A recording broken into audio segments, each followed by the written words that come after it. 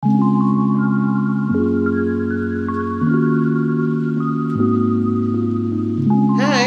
jumpa lagi dengan saya. Pada materi kali ini, kita akan membahas tentang mengidentifikasi informasi dan menyimpulkan isi teks eksposisi. Pada bagian mengidentifikasi informasi, kita akan membahas tentang pengertian, ciri, kemudian langkah-langkah, pola pengembangan teks eksposisi. Bagaimana lengkapnya? Langsung saja kita bahas. Baiklah pelajar hebat Indonesia, kita mulai dari pengertian teks eksposisi. Teks eksposisi berisi 1. Penjelasan atau uraian. Yang kedua, detail, rinci, mendalam. Yang ketiga, tentang suatu masalah atau pokok persoalan. Dan yang keempat, ditulis dengan singkat, padat, jelas. Yang kelima, data akurat, grafik, gambar, diagram, dan tabel. Dan yang keenam, tujuan memberikan informasi dan pengetahuan. Jadi, dapat disimpulkan bahwa teks eksposisi adalah tulisan yang berisi penjelasan atau uraian secara detail, rinci, mendalam tentang suatu masalah atau pokok persoalan.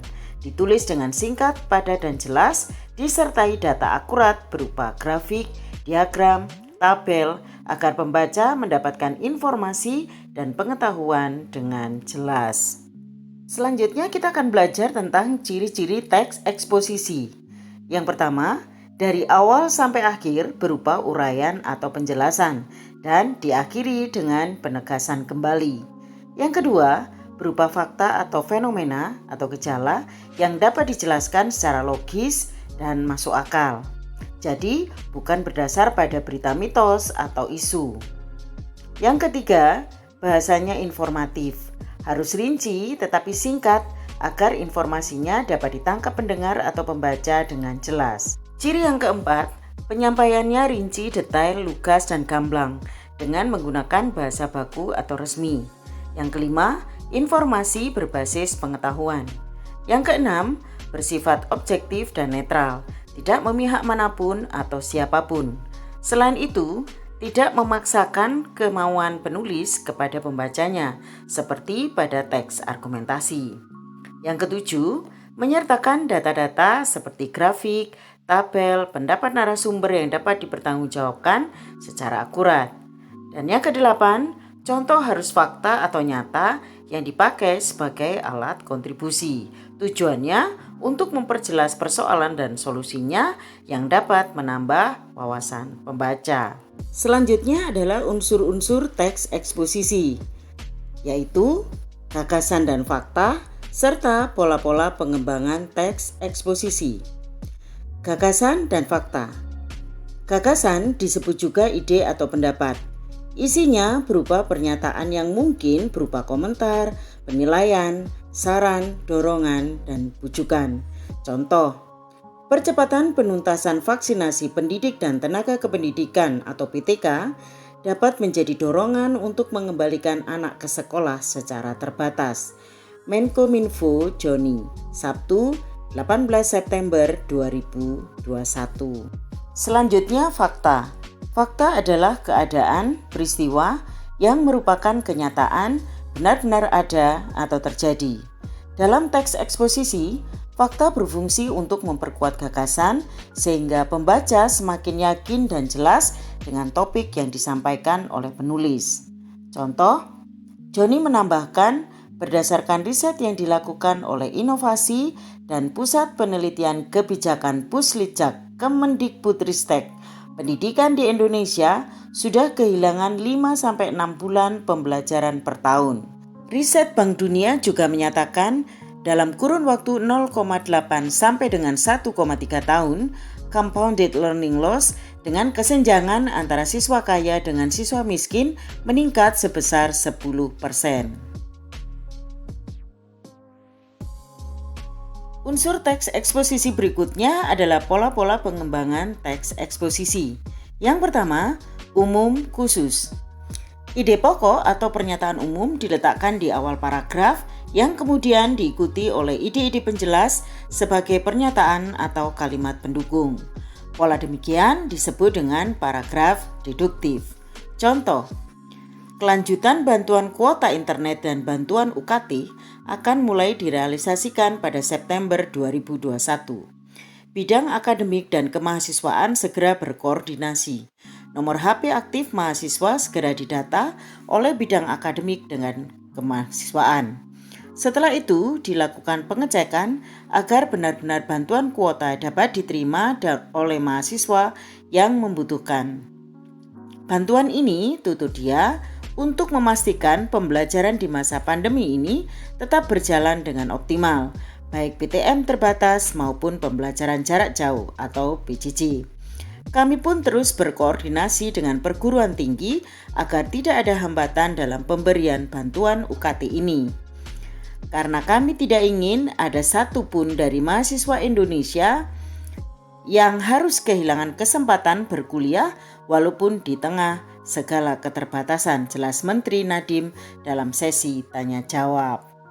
Pada bagian ini kita melihat ide pokoknya ada di awal paragraf, yaitu kelanjutan bantuan kuota internet dan bantuan UKT akan mulai direalisasikan pada September 2021.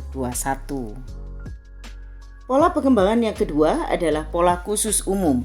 Pola ini merupakan kebalikan dari pola nomor 1. Hal-hal yang bersifat khusus atau kalimat penjelas dituliskan lebih dulu, lalu diakhiri dengan uraian atau pernyataan yang bersifat umum. Pernyataan umum merupakan simpulan. Paragraf yang menggunakan pola pengembangan demikian disebut dengan paragraf induktif.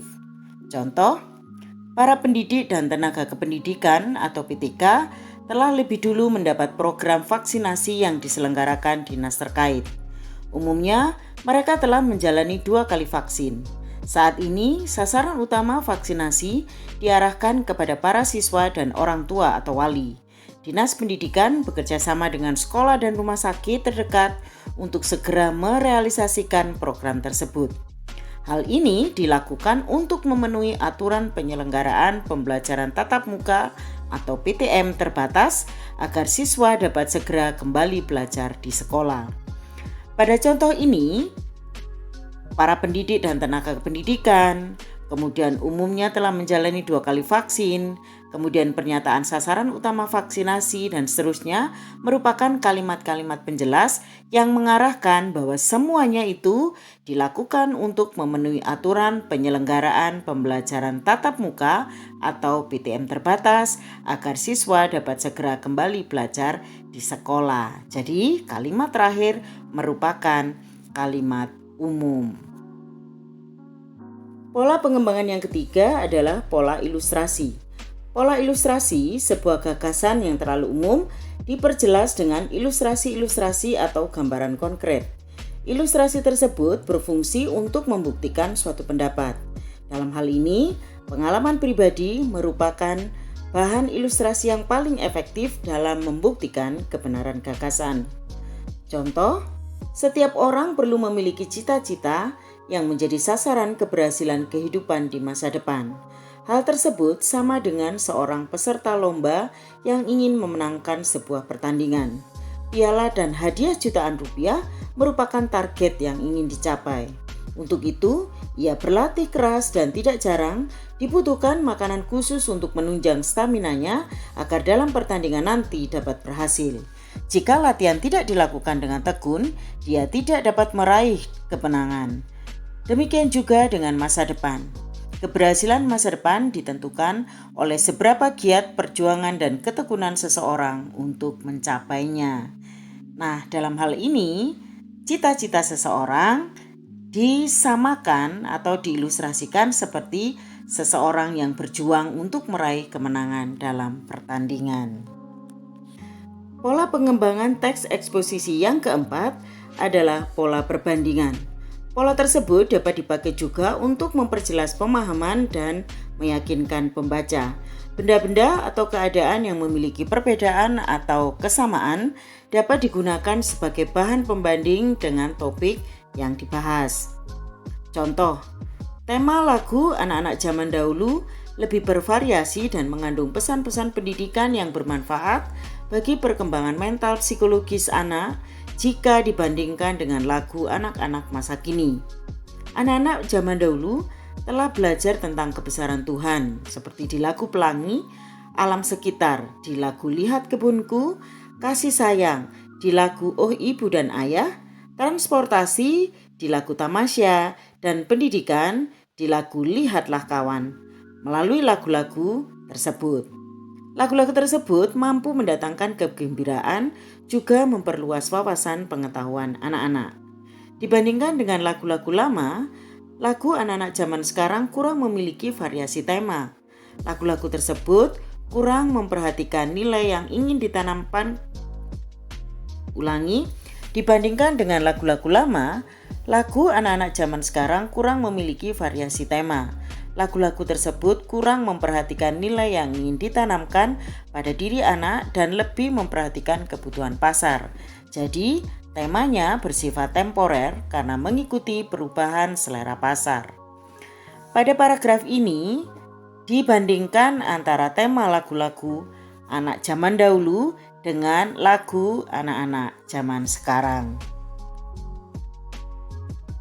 Nah, pelajar hebat Indonesia, kalian sudah paham bukan tentang bagaimana mengidentifikasi informasi dalam teks eksposisi? Sekarang kita akan masuk bagian yang kedua, yaitu bagaimana menyimpulkan isi teks informasi. Langsung saja di sini. Kita akan melanjutkan pembahasan kita tentang bagian yang kedua, menyimpulkan isi teks eksposisi. Pada bagian ini, kita akan belajar tentang gagasan umum dan gagasan penjelas, jenis paragraf berdasarkan gagasan utamanya, dan langkah-langkah menyimpulkan isi teks eksposisi. Baiklah, kita mulai. Gagasan umum dan gagasan penjelas. Rangkaian gagasan dalam teks eksposisi ada yang berupa gagasan umum dan gagasan penjelas atau khusus. Gagasan umum, gagasan utama atau ide pokok merupakan gagasan yang menjadi dasar pengembangan suatu paragraf. Keberadaannya diketahui pembaca setelah teks tersebut dibaca secara keseluruhan.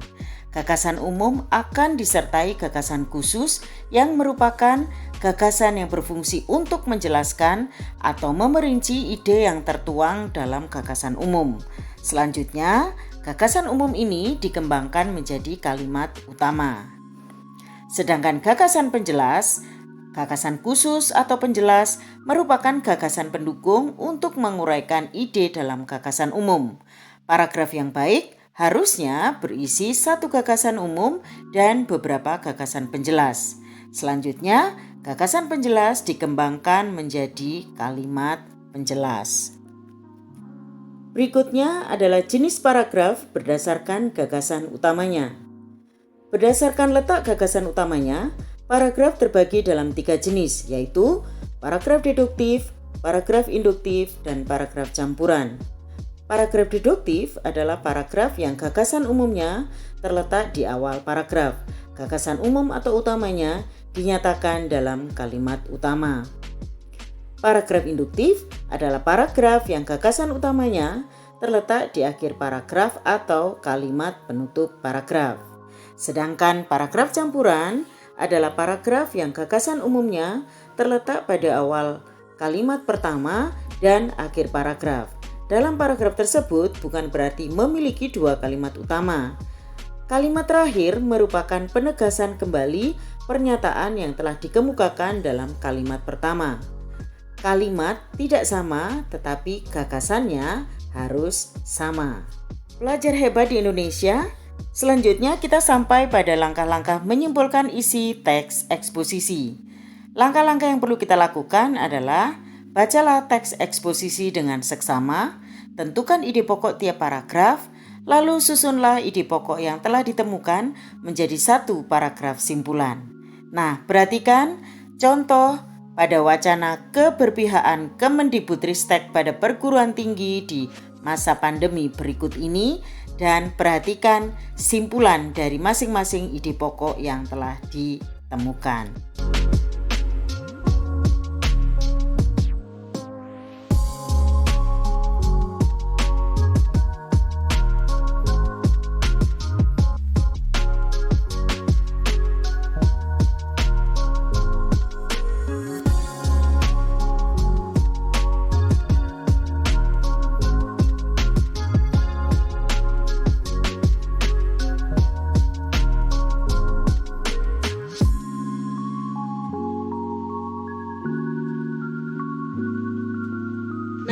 Pelajar hebat Indonesia, kalian sudah paham bukan tentang materi kita hari ini? Semoga bermanfaat. Terima kasih sudah mampir di channel saya. Akhirnya, sampai jumpa di video-video selanjutnya. Jangan lupa tetap jaga kesehatan, gunakan masker, cuci tangan dengan sabun, jaga jarak, dan hindari kerumunan. Tetap semangat!